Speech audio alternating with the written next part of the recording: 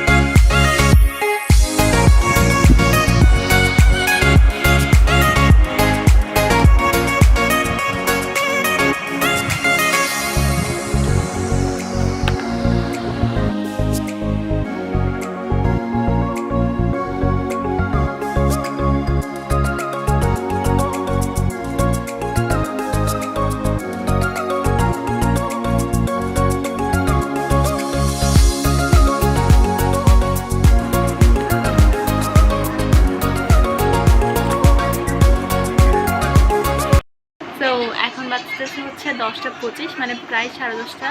আমি chemistry complete করছি, BGS complete করছি, আর ম্যাথের দুইটা অঙ্ক বাকি আছে, বাকি 7টা করছি, ম্যাথগুলো করছি। এখন বায়োলজি বাকি আছে। আর ইন টাইমের মধ্যে আমার অনেকটুকু পড়া আমি কমপ্লিট করতে পারছি। আমার মনে হয় যে ঘন্টার পর ঘন্টা বই নিয়ে বসে থাকার চেয়ে 30 মিনিট বা 1.5 ঘন্টা 2 ঘন্টা যতক্ষণই বই নিয়ে বসতেছে ততক্ষণই কনসেন্ট্রেশন রাখাটা অনেক বেশি ইম্পর্ট্যান্ট। আপনার কনসেন্ট্রেশন লেভেল যদি হাই থাকে তাহলে আপনি 30 মিনিটের মধ্যে যে পড়াটা শেষ করতে পারবেন। আর আপনার যদি বই নিয়ে বসতে ইচ্ছা না করে আপনি 5 ঘন্টায় সে পড়াটা শেষ করতে পারবেন না। এখানে আরেকটা কথা আমি বলে রাখি, এটা আমার মনে হয় যে আনপপুলার অপিনিয়ন, এটা আমি কোথাও বলতে শুনি নাই, আমি বলতেছি। আমার যে পয়েন্ট অফ ভিউ থেকে বা শুরুতে আমরা সবসময় বলে থাকি যে যেই চ্যাপ্টারটা কঠিন লাগে বা যেই সাবজেক্টটা কঠিন লাগে সেটাই ফার্স্টটা নিয়ে বসতে। বাট আমি খুব একটা এটার সাথে এগ্রি করি না। আপনার যে চ্যাপ্টারটা কঠিন লাগে তার কারণ হচ্ছে যে সেই চ্যাপ্টারটা বা সেই টপিকটা আপনার কাছে বোরিং লাগে, দ্যাটস ওয়াই সেটা আপনার কাছে কঠিন লাগে বা টাফ লাগে। তো আপনি যদি পড়ার শুরুতেই সেম টপিকটা যেটা আপনার কঠিন লাগে বা যেটা আপনার বোরিং লাগে সেটা নিয়ে যদি বসেন, সেক্ষেত্রে আপনার কনসেন্ট্রেশন লেভেলটা ডাউন হয়ে যায় বা হচ্ছে আপনার বোরিং লাগা শুরু করে, যার কারণে আপনি দেখা গেল যে পরের যে সাবজেক্টগুলো লিখে রাখছেন টু ডু লিস্টে আপনি করবেন, সেগুলো করার মতো এনার্জি বা মেন্টালি প্রিপারেশন আপনার থাকে না। লক্ষ্য করে দেখবেন, আমি সবসময় একটা কাজ করি, যেই জিনিসটা বা যেই সাবজেক্টটা আমার কাছে সবচেয়ে বেশি ইজি লাগে বা যেই সাবজেক্টটাতে আমার এফোর্ট কম দিতে হবে, সেই কম দেওয়া এফোর্ট সাবজেক্টটাকে আমি ফার্স্টে চুজ করি। এতে করে কি হয়, যখন আমার একটা সাবজেক্ট খুব তাড়াতাড়ি শেষ হয়ে যায়, যেহেতু এটাতে আমার এফোর্ট খুব কম দিতে হয়, দ্যাটস ওয়াই ওইটা আমার খুব তাড়াতাড়ি শেষ হয়ে যাবে সাবজেক্টটা। তো তাতে কি হয়, যখন টাইমের আগে আমার সাবজেক্টটা খুব তাড়াতাড়ি শেষ হয়ে যায় আর আমাকে এটাতে খুব কম এফোর্ট দিতে হয়, তখন আমার কি হয়, কনসেন্ট্রেশন লেভেল অটোমেটিক বেড়ে যায় আর তখন আমার পরের সাবজেক্টটা পড়তে ইচ্ছা করে। মানুষ জাতি অবশ্যই অলস, আমরা কম এফোর্টে আর কি সব কাজ করতে চাই, তাই আমাদেরকে আমাদের সাথে চালাকি করতে হবে। কনসেন্ট্রেশন বাড়ানোর জন্য আমি সাজেস্ট করবো যে প্রথমে যে সাবজেক্টটাতে আপনাকে এফোর্ট কম দিতে হবে সেই সাবজেক্টটা করবেন, তারপরে হচ্ছে আপনারা হচ্ছে পরের যে সাবজেক্টটা কঠিন লাগতেছে বা টাফ লাগতেছে বা যেটা বোরিং লাগতেছে সেটা করবেন।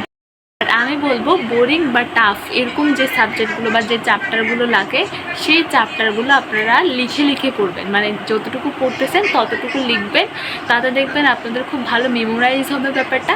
আর কালারিং পেন দিয়ে নোটস করবেন, তাহলে এটার মধ্যে আপনার ইন্টারেস্টও জাগবে।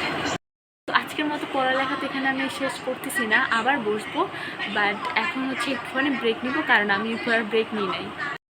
হচ্ছে নেক্সট ডে আমার হচ্ছে ব্লগ শ্যুট করার কথা ছিল, বাট আনফর্চুনেটলি আমার করা হয় নাই। তার পিছনে অনেকগুলো কারণ আছে, আমি এখন এক একটা করে ক্ল্যারিফাই করতেছি। ফার্স্ট অফ অল সকালবেলা আমার কোচিং ছিল, তো সেজন্য আমি কোনো ক্লিপস নিতে পারি নাই আমার স্টাডি বা সামথিং এরকম কিছু, সেই জন্য আমার তখন মিস হয়ে যায় ব্লগ করাটা। আমি আসি হচ্ছে 12টার দিকে আসার পরে আমার সাথে এমন একটা জিনিস হয় যেটার কারণে আমি কিচ্ছুই করি না, আমার জাস্ট মাথা খারাপ হয়ে গেছে আর আমি জাস্ট চুপচাপ কিছুক্ষণ বসেছিলাম। তখন না পড়ালেখা না ব্লগ কোনোটাই আমার মাথায় করার মতো আসে নাই, ওরকম সিচুয়েশন ওরকম ফেজে আমি ছিলাম না। কথা হচ্ছে যে আমার আরও 2 সপ্তাহ আগে আমি একটা পেজ থেকে একটা জিনিস অর্ডার দিয়েছিলাম, ব্রেসলাইট অর্ডার দিয়েছিলাম। অ্যান্ড ওনার সাথে আমার কথা হয়েছিল এমন যে 2-3 দিন পর উনি আমাকে সেটা দিয়ে দিবে। বাট সিচুয়েশন তখন এমন ছিল যে প্রচুর বৃষ্টির কারণে বন্যা হয়ে যাচ্ছে, এরকম মানে অনেক কাহিনী হচ্ছে বৃষ্টির কারণে। তো সেই জন্য আমার পার্সেলটা ডিলে হয়। ওনার সাথে আমি কথা বলি, তখন উনি আমাকে বলে যে এখন তো আপু অনেক বাইরে বৃষ্টি বা ওয়েদারের কারণে হয়তো বা ডেলিভারি যেতে লেট হচ্ছে, আমরা ডেলিভারি দিয়ে দিচ্ছি, পরিস্থিতি যদি একটু স্বাভাবিক হয় তাহলে আপনি আপনার প্রোডাক্ট পেয়ে যাবেন। তো আমিও বুঝতে পারছি, কারণ আগেরবারও আমি যখন নর্থ অর্ডার দিয়েছিলাম তখনও বৃষ্টি ওয়েদার ছিল আর সেজন্য প্রোডাক্ট আসতে লেট হয়, কনসিডার করাই যায়, কারণ আমার তো আর্জেন্ট দরকার ছিল না। তো আমি হচ্ছি যে বলছি ঠিক আছে। তারপরে এই কয়েকদিন পর মানে প্রায় 1 সপ্তাহ যায়, 1 সপ্তাহ যাওয়ার পরে ওয়েদার প্রায় ঠিকঠাক, আমি ভাবছিলাম যে আমার প্রোডাক্ট চলে আসবে, যেহেতু এখন ওয়েদার এখন ঠিকঠাক, কিন্তু প্রোডাক্ট তো আসার নামগন্ধ নাই। তখন আমি কী করছি, এই আপুটার সাথে আবার কথা বলছি, ঠিক আছে, আমি আবার কথা বলার পরে উনি আমাকে জানায় যে উনি কিনা আমাকে বলতেছে ডেলিভারিটা কেন এখনও যাচ্ছে না, কারণ এতদিনে আমার নাকি ডেলিভারি হাতে মানে আমার প্রোডাক্ট হাতে পেয়ে যাওয়ার কথা, তখনও আমি প্রোডাক্ট হাতে পাই নাই। তো উনি আমাকে বলছে যে উনি এটা দেখতেছে বলার পর উনি আমাকে আর কিছু বলে নাই, কোনো রেসপন্স আসে নাই, ওনার পেজ থেকে কোনো মেসেজ আসে নাই। এখন আমার কথা হচ্ছে, একটা পেজের মালিক আপনি, বা একটা পেজ আপনি দিচ্ছেন, সেখানে আপনি একটা বিজনেস করতেছেন, অবশ্যই আপনার ক্লায়েন্ট আপনার কাস্টমারের প্রতি আপনার সে রেসপেক্টফুল বিহেভিয়ার থাকাটা প্রয়োজন, আপনার সে দায়িত্বশীলতা বোধ থাকা প্রয়োজন। কারণ আমি যেহেতু আমার ঠেকা, আমি কী করছি, ওনাকে আবার মেসেজ দিয়ে আমি বলছি যে আপনি তো আমাকে কিছু বলেন নাই, কেন আমার প্রোডাক্টটা আসতেছে না। উনি আমাকে বলে যে প্রোডাক্ট আমার পার্সেল হোল্ডে আছে, চলে যাবে কয়েকদিনের মধ্যে। আমি যখন পার্সেলটা হাতে পাই, যেহেতু আমি বাইরে যাই নাই, আমার ফ্যামিলি মেম্বার একজন গেছে, স্বাভাবিকভাবে সে পার্সেলটা নিয়ে আসছে। আর ডেলিভারি ম্যান পার্সেল চেক করার মতো কোনো সময় দেয় নাই, তিনি পার্সেল দিয়েই হাঁটা দিচ্ছে, শুধু হাঁটা দিচ্ছে। আসল বিষয়ে কিছু বলে না মানুষ, ওনার কোনো সেদিক থেকে কোনো রেসপন্স ছিল না। আবার আসলাম বাসায়, আমি এবার চেক করলাম, চেকটেক করে আমি দেখলাম যে আমার যে ব্রেসলেটটা দেওয়ার কথা ছিল, উনি সেই ব্রেসলেটটা আমাকে দেয় নাই, তিনি আরেকটা আমাকে ব্রেসলেট দিছে। এখন আমি এই কথাটা মানতে পারতাম যদি কিনা উনি আমাকে এক্সচেঞ্জ দিত। মানে থাকে না অনেক সময় যে আমরা অনেকজন একসাথে অর্ডার দেয়, ডেলিভারি ম্যানের কাছে অনেকগুলো প্রোডাক্ট থাকে, একজনের প্রোডাক্ট আরেকজনের কাছে ভুলে দিয়ে দেয়, তাই না? যে বাসা কাছাকাছি বা আমার পরে আরেকজনকে প্রোডাক্টটা দিবে, তো একসাথে থাকার কারণে তার প্রোডাক্টটা আমাকে দেয়, আমার প্রোডাক্টটা তাকে দেয়। এরকম তো হয়, এরকম অনেকবার হয়, এগুলো নর্মাল সেম। হ্যাঁ, অনলাইন শপিং নর্মাল সেম। সেরকম হলেও আমি বুঝতাম যে সেটা ডেলিভারি ম্যানের প্রবলেম, বা সেটা কিনা সচেতন না থাকার ফলে ভুলবশত তিনি আমাকে ওটা দিয়ে দিছে। আমি এটা বুঝতাম, ঠিক আছে। ডেলিভারি ম্যানের অসচেতনতার কারণে আমি আরেকজনের প্রোডাক্ট পাইছি, আর সে আরেকজন আমার প্রোডাক্ট পাইছে। সেটা তো আমি সম্পূর্ণ দোষ ডেলিভারি ম্যানকে দিব, পেজের মালিককে আমার এই বিষয়ে কোনো দোষ দেওয়ার প্রশ্নই ওঠে না। কিন্তু ব্যাপারটা এমন ছিল না, ছিল যে ওই যে প্যাকেজিং, পার্সেলের যে প্যাকেজিং, সেখানের মধ্যে আমার নামই ছিল, আমার নাম যেটা দেওয়া ছিল সেটাই ছিল, আমার ঠিকানা দেওয়া ছিল, আমার নাম্বারই দেওয়া ছিল, বাট কিনা সেটা আমার যে প্রোডাক্টটা আমি অর্ডার দিছি সেটা আসে নাই আমার কাছে। এটা অবশ্যই পেজের স্টাফ, পেজের মালিক, তাদেরই অসচেতনতার ফল। তা আমি সাথে সাথেই কন্ট্যাক্ট করি, আমি ওদেরকে বলি যে আমার পার্সেলটা ভুল আসছে, এই ব্যাপার স্যাপার। তাদের মধ্যে বিন্দুমাত্র থাকে না যে রিগ্রেট। আমি একটা মানুষকে, সে তার ফুল টাকা বিকাশ করে দিছে, সে তার টাকা অলরেডি পাস করে দিছে, কিন্তু আমি মানুষটাকে বা আমার যে কাস্টমার ক্লায়েন্টটাকে তার কাঙ্ক্ষিত প্রোডাক্টটা দিতে পারি নাই, একটা রিগ্রেট থাকে। মহিলাটা আমার সাথে আরোভাবে কথা বলছিল যে আপনি তো ডেলিভারি ম্যানের সামনে চেক করেন নাই, এখন আপনি যদি পাঠাতে চান সম্পূর্ণ আপনার খরচে কুরিয়ার করে পাঠাতে হবে, না হলে আমরা প্রোডাক্টটা সেন্ড করতে পারবো না বা আমরা টাকাটা দিতে পারবো না। রিগ্রেট করার কথা বা আপনার তো এই ব্যাপারটাকে সলভ করার কথা, শুধুমাত্র 400-500 টাকা কামানোর জন্য কোনো মানুষের সামনে নিজেকে ছোট করে তো লাভ নেই, তাই না? তিনি উল্টা আমাকে বলতেছে যে অনেকগুলো তো পার্সেল যায়, একটা দুটা ভুল তো হতেই পারে, এরকম হয়ে থাকে, এটা অনলাইন শপিংয়ে তো নর্মাল একটা ব্যাপার। হচ্ছে 10-12টা প্রোডাক্ট পাঠাচ্ছে, সেখানে ওরা টাকা দিয়ে তো প্রোডাক্টটা পাঠাচ্ছে, তাই না? 10-12টা পার্সেল যে তারা দিচ্ছে, অবশ্যই সেগুলো টাকা দিয়ে তো দিচ্ছে। তো 10-12টা প্রোডাক্টের ক্ষেত্রে আপনারা সচেতন থাকতে পারেন, 10-12টা প্রোডাক্টের ক্ষেত্রে আপনাদের কনসেন্ট্রেশন লেভেল থাকে, তাহলে বাকি 2-3টা প্রোডাক্টের ক্ষেত্রে আপনাদের সচেতনতা কোথায় যায়? তাহলে কি ওই 2-3টা প্রোডাক্ট আপনাদেরকে কি ফ্রিতে দিতে বলে? বলতে এখানে ক্লায়েন্টের হয়রানি ছাড়া আর কিছুই হয় না আসলে।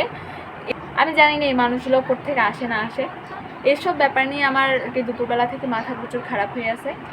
এই পেজ থেকে জিনিস কেনার আগে আপনারা একটুখানি সাবধানতা অবলম্বন করবে। আমি বলবো এই পেজ থেকে জিনিস না কেনাটাই বেটার। গহনা গল্প আবারও বললাম, ব্লগটা আমি আর লেনদেন করবো না, ব্লগটা কালকে থেকে শুরু হয়ে আসতেছে, আর আজকে আমার ব্লগ করার কোনো মুড নাইও, এমনিতে মাথা প্রচুর গরম হয়ে আছে। জানানোর ছিল, না হলে ব্লগটা এডিট করে পোস্ট করতে অনেকটা দেরি হয়ে যাবে, সেজন্য আমি জানালাম। আজকের মতো ভিডিওটা এইটুকুই। ভিডিওটা যদি আপনাদের ভালো লেগে থাকে, ভিডিওটাতে একটা লাইক করতে ভুলবেন না, কমেন্ট করতে ভুলবেন না, আর সাবস্ক্রাইব করতে ভুলবেন না আমার চ্যানেল শামস কর্নার। আর হচ্ছে আপনারা কীরকম ভিডিও চান সেটা আমাকে নিচে কমেন্ট বক্সে জানাতে ভুলবেন না। ডিসক্রিপশন বক্সে আমার টিকটক অ্যাকাউন্ট, ইনস্টাগ্রাম অ্যাকাউন্ট দেওয়া থাকবে, সেখান থেকে আপনারা চেক আউট করে দিতে পারেন। আজকের মতো এইটুকুই, দেখা করে নিচ্ছি নেক্সট কোনো একটা ব্লগের সাথে। ততদিন পর্যন্ত সবাই ভালো থাকবেন, সুস্থ থাকবেন আর পজিটিভ থাকবেন।